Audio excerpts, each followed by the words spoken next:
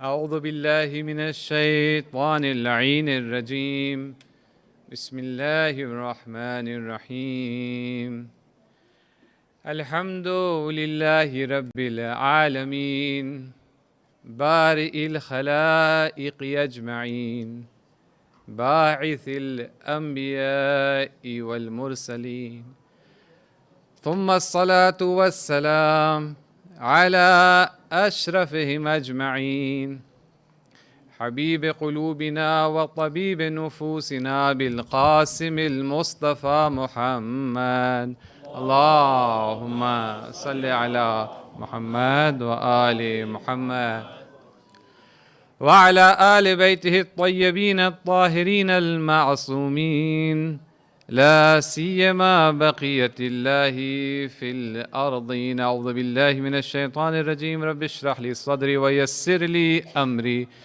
واحلل عقدة من لساني يفقه قولي. وقال رسول الله صلى الله عليه وآله وسلم إن لقتل الحسين حرارة في قلوب المؤمنين لن تبرد أبدا. صلوات اللهم صل على محمد وآل محمد وعجل فرج. Dear brothers and sisters, especially dear Ustad and the other Asatiza that are present today, I am grateful once again to have this opportunity to be among you and to spend a few minutes reflecting over Karbala and commemorating the sacrifices made there and mourning the epic tragedy that occurred on the hot, dusty plains in southern Iraq 1400 years ago. As you all know, tonight is the night when this holy month commences. All of us here can feel a certain sorrow and heaviness beginning to take shape and develop in our hearts. And it is this sorrow and this unease that plays a critical and important role in drawing us to gatherings such as these. And why should it not be so? The trials and tribulations that the progeny of the Holy Prophet was subjected to in Karbala are truly awful and dreadful. Why should it not be so? Slaughtered by those who claim to follow the messenger, imprisoned by those who hoped to benefit from the intercession of the Holy Prophet, and then taken from one city, one market to another till the events of the palace in Damascus. Why should we not grieve? Why should we not feel sorrow even after the passage of 1400 years? There are those who ask us, why do you cry over things that happened 1400 years ago? In return, or by way of an answer, we offer them another question. We ask them, why should we not cry over what happened 1400 years ago? In fact, why is it that you are not joining us in crying over these events? Are you not Muslim? Do you not feel the pain of the Prophet for his holy family? Are you not human? Even if you are not Muslim, are you not human? Don't you feel sorrow and pathos whenever you see somebody subjected to injustice, and that to injustice on such an enormous scale? So it is only natural that we feel this sorrow tonight. But dear Mu'mineen and Mu'minat, if we look into our hearts, we will see that along with this sorrow, we also sense a flutter of hope. We sense a glimmer of light and hope. Light amongst all this darkness of Karbala? Yes, of course we do. We can sense in our hearts hope. Hope that perhaps this commemoration of Ashura, of Karbala, will help us rise up above the ordinariness of our everyday lives. This rigmarole, this running around, these installments, these promotions, these assignments, these exams. We feel a certain hope that Karbala and a connection with Karbala and with Hussein ibn Ali in particular may help us soar above the ordinary lives that we live to a higher plane of existence, to a higher plane of existence and meaningfulness in our lives.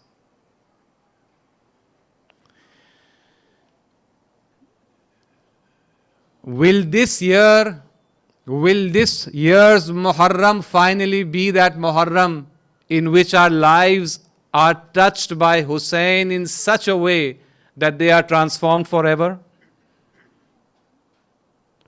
Will this Ashura prove to be the turning point in our lives? It is an important question and a delicate moment.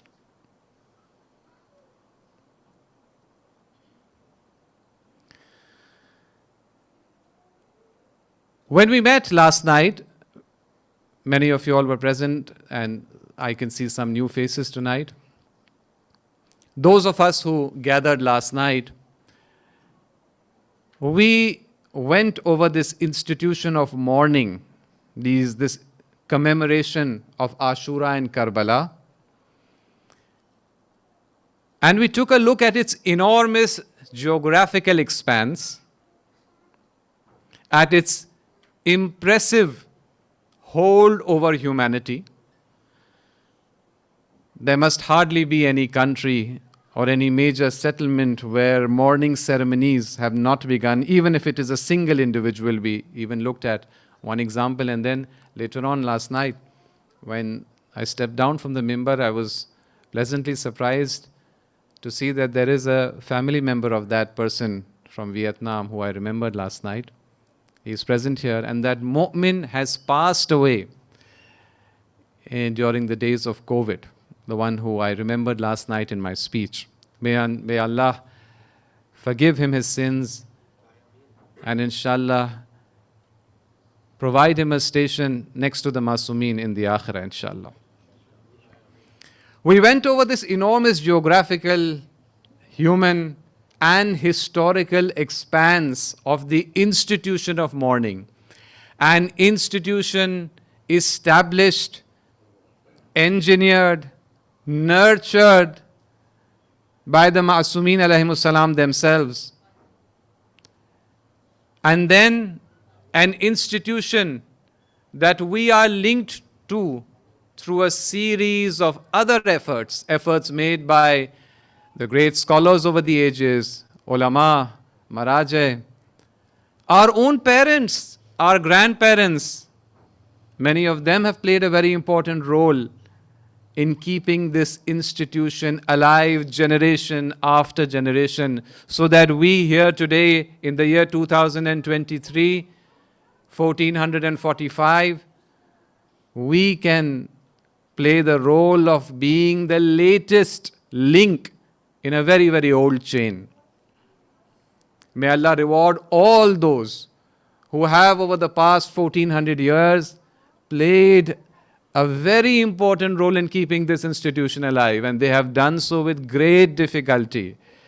If we are worried about the difficulties of holding our morning ceremonies at this time. And there are difficulties. There are financial difficulties, regulatory difficulties.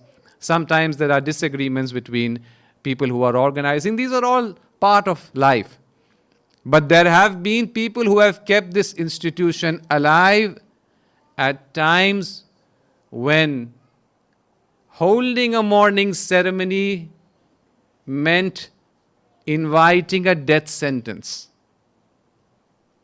We don't necessarily have to go back to 1200 years ago when Mutawakkil al-Abbasi had ordered anybody remembering Hussein will have his head chopped off.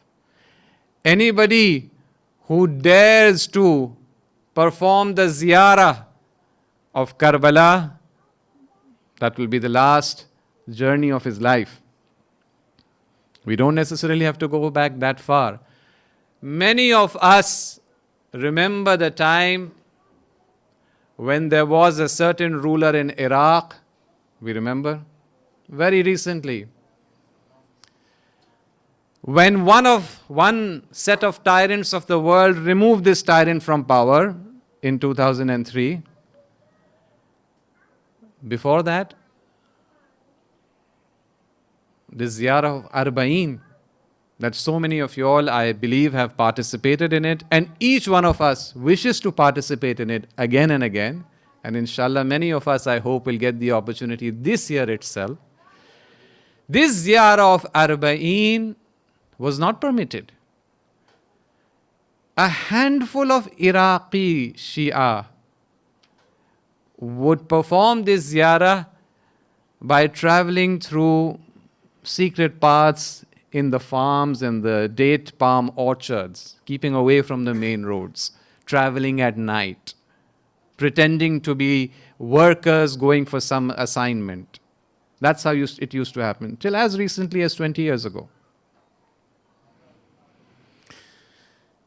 May Allah reward all those who have kept this institution and its various aspects alive. So we feel this enormous sorrow beginning to take seed and grow in our heart, along with another tree, a tree of hope and a tree of sorrow. Together, they have begun to take root in our heart and spread forth and go forth. And on this night, dear brothers and sisters, in the few minutes that I have, let me take this opportunity to congratulate you, to congratulate each and every one of you who has arrived here tonight, to congratulate each and every Muslim and non-Muslim who is playing some role, even if it be the role of a participant in a ceremony such as this one in any corner of the world. And it happens in all corners. Now, every single major language in the world by now has azadari and commemoration of Karbala. This is something that I'm saying after having looked into the matter. There is no major language left in the world now where we do not have Noha, where we don't have Majlis. This is a situation that did not exist as recently as 20 years ago. Things have developed a lot in the last couple of decades. I would like to congratulate all of you. Now, of course, if this question takes shape in your mind, that this is a time of mourning, how can we be congratulating each other? How can we be congratulating each other? Even those who do not take part in these mourning ceremonies and have not yet become a part of the Husseini movement, but they are Muslims, they know that the new Islamic year begins on the 1st of Muharram, but Muslims don't have any culture of wishing each other Happy New Year or anything. You don't have to be Shia for that. You can look at the other Muslims as well. There are a few misguided elements who have started to make this effort, but it hasn't really caught on. Nobody among the Muslims in the entire Muslim world wishes, congratulates each other on this night, on this day. But I would like to take this opportunity to congratulate you. Before I explain why I am doing so, I would like to narrate a small hadith which affirms the behavior that prevails in the Muslim world today. Our eighth Imam, Imam Raza alayhi salatu wassalam, Allahumma salli ala Muhammad wa ali Muhammad. He says, Kana abi, idha dakhala shahrul Muharram, la yura dahika.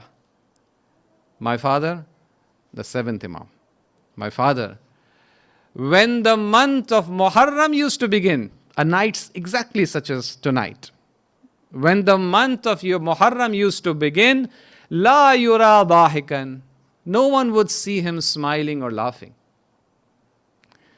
Wa kanat al-buka'u taglibu alayhi, and he would be overcome by grief.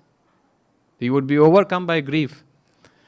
Hatta yamdiya minhu ashratu ayyamin, till such time as 10 days of this holy month have passed.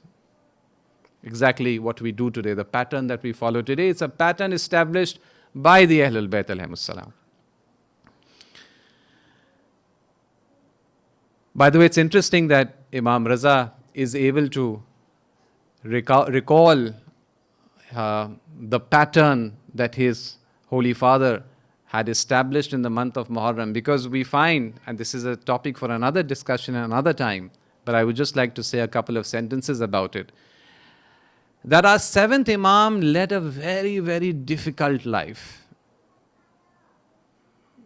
Is a particular aspect of the challenges that he faced is that he was away from home for very, very long extended periods of time.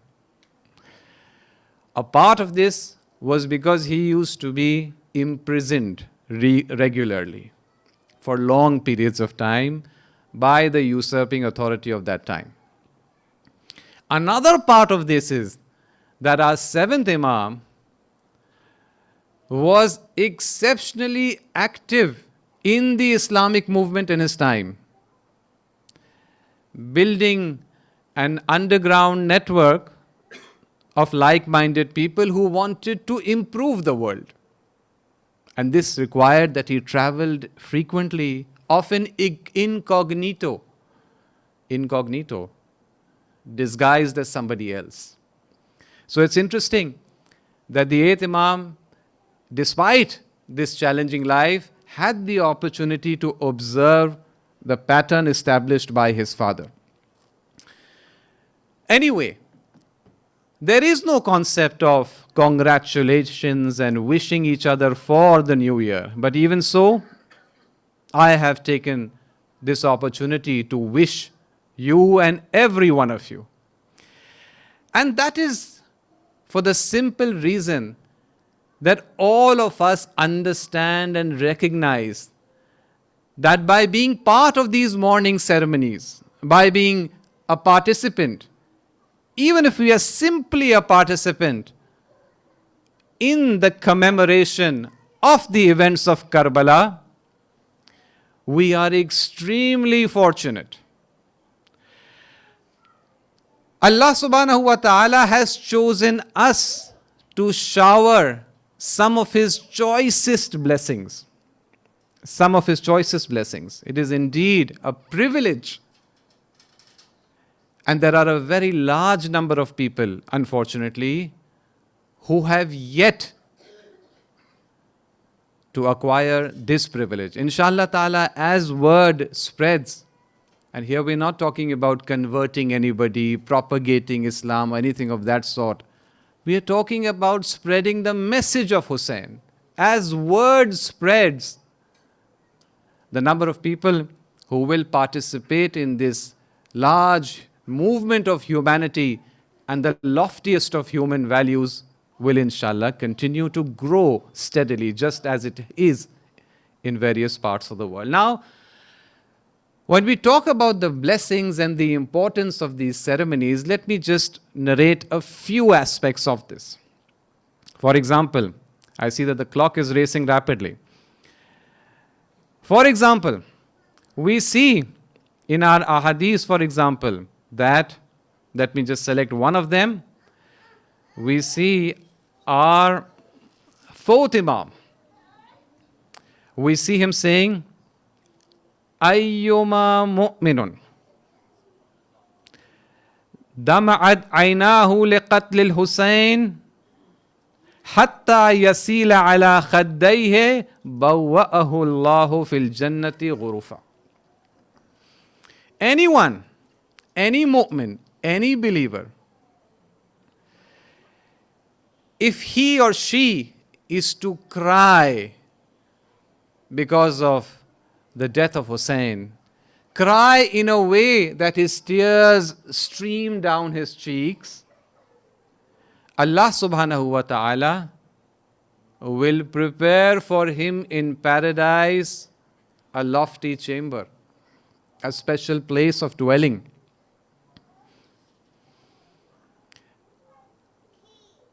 We then see another Imam going even further and saying that ما من رجل ذكرنا أو ذكرنا عنده يخرج من عينيه ماء ولو مثل جناح البعوضة.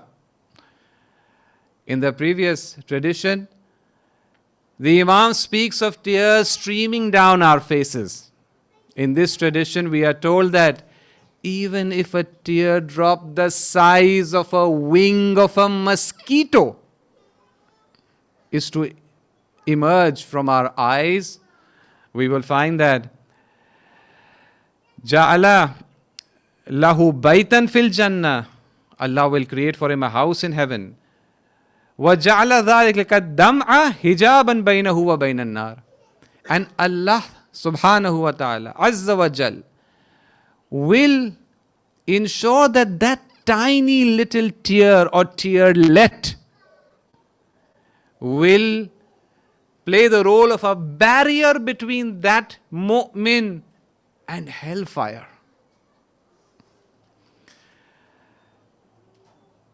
Now, I know this is not news for us, but there are many things that are known to us which are important to reiterate and repeat, especially when they are the object of doubt and they are the object of objections.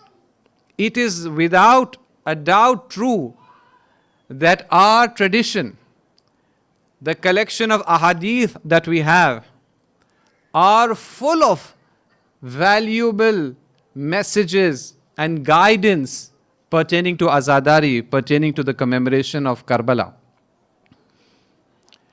Enough to make a separate book with different chapters, ahadith pertaining to the benefits of azadari, ahadith pertaining to the importance of poetry in azadari, ahadith pertaining to spending money for azadari, ahadith pertaining to ensuring that our morning ceremonies are not limited to public gatherings alone, but that we hold them in our homes as well. And therefore, it is not difficult to understand why this is a time. This is a time of delicacy, a delicate moment which could prove to be decisive in our lives. Let me just give an example from one of the greatest scholars that we've had in the past couple of centuries. All of you, or most of you, must have heard his name. Ayatollah Muhammad Taqi Behjat, Ayatollah Behjat. Apart from being a faqih and a jurisprudent and a marja, he was also an extraordinary arif. Many of you, most of you would have heard something or the other about him. He was one of the few people who at a very early age, even before he had reached the age of 20, blessed with such extraordinary abilities to connect with the higher world, that even before the age of 20, he was a person who had the power to, it is called voluntary death. It is a special condition which can be acquired by the selected followers of the Ahl Bayt alayhimus salam, which allows them to exit the body and re-enter it at will, their own bodies. It is normally something granted to very few people after a full age of efforts and study and purity of living. But one of the testaments to his extraordinary abilities is that he had this ability at a very young age. Ayatullah Behjat says that Azadari, the commemoration of Karbala and of Muharram, we all know it is not wajib. We all know it is not wajib. Things that are wajib are salat and saum, and we all know it is not wajib. But he says that among the mustahabbat, there is perhaps no mustahab which is able to match the importance of Azadari. In fact, he went on to say that even Salatul Layl, which is so heavily encouraged by Islam and which is enormously important in raising up the stations of the Mu'mineen, and may inshallah Allah grant us the tawfiq to perform this salat regularly throughout our lives with passion and with commitment. He goes on to say that even Salatul Layl, the night prayer, cannot compete with the enormity and magnanimity of Azadari. And he explains why. He says that in Salatul Layl, it is possible to perform it at a purely physical plane. It is possible to perform it at a purely physical plane. In fact, when we start performing Salatul Layl, what usually happens at the first stage is that we perform it purely at the physical plane. That is, we do not experience from day one onwards any particular spiritual pleasure in performing it. In fact, we find it difficult to wake up in the middle of the night, to do wudu, and then perform salat when everyone is asleep. It's a hassle initially, but because we know that it is a precursor to something else, we persevere, and then inshallah we achieve, or we begin to achieve some of those things that are promised to us. So it is possible for Salatul Layl to be performed at a purely physical level, especially in the early stages. But when it comes to crying, and here I would like to focus in particular on crying. When it comes to crying, crying is not something that can be done at a purely physical level. We can pretend to cry, yes. We can cover our face with our hands or with a handkerchief and pretend to cry. But crying itself is not something that we can pretend to do. So Azadari, particularly the aspect of crying for the Ahl Bayt, in particular for Imam Hussain alayhi salatu wassalam, is something that can only be the outcome of a change that occurs within our soul. It is only, even if it is momentarily, even if it lasts for a second or 5 seconds or 10 seconds, it is only after our soul is able to establish a connection with the higher worlds that our body responds and reacts with tears for the Ahl Bayt alayhimus salam. It may happen that on a night such as this one, during Masaib, Noha, etc., We may cry, and in that crying, it is only 5 seconds which are completely full of grief. Those are those 5 seconds where our existence has managed to connect itself to Sayyid al-Shuhada, to Imam Hussain alayhi salam. And those 5 seconds are more valuable than the 2 hours that we may spend during this gathering, in the course of this gathering. He goes on to say that if we cry, we should know that we have been given permission.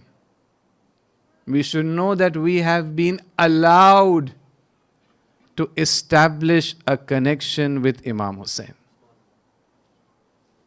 An importantly enormous and weighty thing. And therefore, once again, if we congratulate ourselves or each other on having been accorded this enormous privilege, there's nothing strange about it. There's nothing strange about it. It is a privilege, and like every other privilege, it comes along with duties and responsibilities.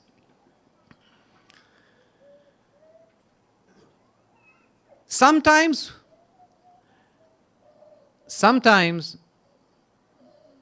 a thought crosses our mind. When we participate in these ceremonies, when we see the amount of effort, energy, money being spent for these programs, the changes that occur in our lives, sometimes this question crosses our mind. Is this all really necessary? Sometimes it may even take the form of an objection in our minds. And we may say to ourselves, look, we have 14 Masumeen. Are we somehow failing to perform our duty as Shia by investing so much of ourselves for the mourning of Imam Hussain, for the commemoration of Karbala, while we have 13 other Masumeen? There is a vast difference. We don't have 10 days of mourning for Imam Ali. We don't have 10 days of mourning, for example, for the Holy Prophet. This may emerge, or this may appear or occur as a question or perhaps a doubt or an objection in our mind, particularly for those of us who are in the younger stages of our lives. And there may be a thought in our minds that perhaps we are losing our sense of balance when we come to commemorating Karbala. Well, the answer to this, in the very short time that we have, the short answer to this is simply this. The short answer. When we look back at what the Ahlul Bayt alayhimus salam have done, we can see the same pattern in their lives as well. I mentioned that we can write a book if we try to gather those ahadith that pertain to commemorating Karbala, but we won't be able to gather even 2 pages of ahadith when it comes to commemorating the martyrdom and shahada of the other Masumeen. It is a pattern established by them. And if we are their followers, we will follow them in this pattern as well. That's the short answer. But a slightly more elaborate and explanatory answer would perhaps be this: that what Allah Azza wa Jal achieved through Imam Hussain was truly unique. It was truly unique. If instead of Imam Hussain, any other Masumeen had been there during those times or those circumstances, the other Masum would have done exactly the same thing that Imam Hussain did. But the fact of the matter is that these circumstances and this opportunity came together during the time of Imam Hussein. And it is through his holy existence that Allah subhanahu wa ta'ala achieved what he did. And what did he achieve? Through Imam Hussein, which is so different, which justifies this unique pattern of existence and mourning and commemoration, which led the Ahlul Bayt alayhimus salam to insist upon remembering Karbala in a very, very special way. What is it that he did? Now, I cannot claim as an ordinary student of Islam to have the perfect description or explanation of what happened in Karbala, which justifies this changed pattern. But perhaps I can offer something which will help us eventually understand the enormity and the uniqueness of what happened with Hussein, through Hussein in Karbala. Dear Mu'mineen wa Mu'minat, Allah subhanahu wa ta'ala, in those few hours of Ashura, the events of Ashura did not even last a full day. Those few hours of Ashura, something happened that safeguarded Islam and guidance forever. A model was presented, a model of living was presented that speaks to not just our hearts. Karbala sets our hearts on fire, there is no doubt about that. But addresses every single intellectual question that we may have about what our duties are. And inshallah, as we go ahead in the following nights, we will try and take up some of these questions. We touched upon one of them yesterday. Why is it that Imam Hussein refused to do bay'ah? Why is it that he refused? And after refusing to do bay'ah, why did he not simply escape from Medina? Why did he exit Medina declaring his rejection of Yazid? We looked at that yesterday. Any other question that we may have when it pertains to understanding our duties as Muslims, we can seek the answer in the events of those few hours in Karbala, and we will try and do that in the coming days. The uniqueness of Karbala, of Hussein, and that which Allah taught and achieved through Hussein is what sets Karbala apart from all the other martyrdoms that happened. It is our belief that all the Masumeen alayhimus salam were martyred or were martyrs, but we do not commemorate the other martyrdoms in this fashion, and justifiably so. Justifiably so.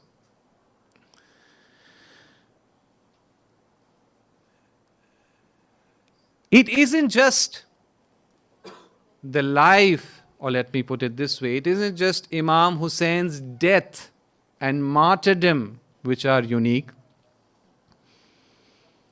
We can see that Imam Hussein's birth itself is unique.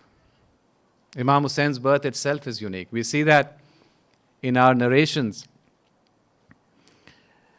In our narrations, Imam Hussein alayhi salam was born in Medina during the lifetime of the Holy Messenger of Islam. And when Imam Hussein was born and was an infant, we see narrated from Imam Raza alayhi salatu wassalam, Sheikh Suduq in Uyun Akhbar Riza narrates that the Holy Messenger arrived in Hazrat Fatima's Salamullah alayha's house, and he asked for his son. He says, he spoke to Asma and he says, Halummi ibni, give me my son. And Hazrat Asma, holding this infant Hussein, it says there, fi kharqatin bayda, wrapped in a white cloth, hands the infant Hussein over to the Holy Messenger. He holds him close. The azan in his right ear, the iqama in his left ear. Till here it's all normal. It's all regular. He's done the same thing with Imam Hassan very recently. But then, all of a sudden, the narration says, Rasulullah begins to weep bitterly. Asma is shocked. What has happened? Ya Rasulullah, Huwa waladu sa'a. What's happened? Is there a problem? This baby has just been born. This is a time for joy and rejoicing. Is there a defect? Could it be that there is a defect that you noticed? Rasulullah hasn't seen any defect. He says, Ya Asma, taqtuluhu al-fi'atul baghiya min ummati. Rasulullah says, no Asma, there is no problem. I am crying because he will be killed by a rebellious bunch of thugs from my ummah. And then he goes on to advise Asma and he tells her, O Asma, la tukhbiri Fatima an hadha, fa innaha qaribatul ahd min wiladatihi. Asma, I beg you, I urge you, this thing that I have told you about how he will meet his master and his martyrdom, don't breathe a word of this to Fatima. She's just given birth. She can't bear to know that this is the fate that awaits her youngest son. A few days later, we see that the Holy Messenger judges that the time is right to inform his daughter. To inform his daughter. Dear brothers and sisters, try and imagine that situation. This is a house where a new baby has just arrived. We can look back in our own lives. When a child is born in our house, we are filled with joy. And the only topic of discussion is the bright future that awaits this child. Our dreams for this child, our hopes for this child. But it is in that household that the Holy Messenger is informing this new mother. Oh Fatima, Hussein will be killed. Hussein will be massacred. Hussein will be all alone. Hussein will be thirsty. Hussein will be surrounded. There will be stones. There will be arrows. There will be swords. Hazrat Fatima starts to cry. And then while she's crying, she manages to control herself and asks her father, Kaifa mata yakunu dhalik? When will this happen? Dear father, when will this happen? Though her father says, Ya Fatima, hada min zamanin khalin minni wa minka wa min Ali. This will happen at a time when I will have passed away, when you will no longer be in this world. Ali himself will have been martyred by that time. At this time, the narration says, Hazrat Fatima begins to grieve and cry with greater severity and says, فَمَنْ يَبْكِي عَلَيْهِ يَا رَسُولَ اللَّهِ. Who will cry over Hussein? Who will cry and grieve over my Hussein at that time when I will not be there, Ali will not be there, you will not be there? The Holy Messenger replies and says, Nisa'u ummati yabkina ala nisa'i ahl bayti. Fatima, do not worry. The women of my ummah, the ladies of my ummah will grieve and cry over the ladies of my household. وَرِجَالُهُمْ يَبْكُونَ عَلَى رِجَالِ أَهْلِ بَيْتِي. And the men of this ummah will grieve over the men of my family. La hawla wa la quwwata illa billah al-ali al-azim. سَيَعْلَمُ الَّذِينَ ظَلَمُوا أَيَّ مُنْقَلِبٍ يَنْقَلِبُونَ. Oh Allah, please accept this ibadah that we have performed together tonight.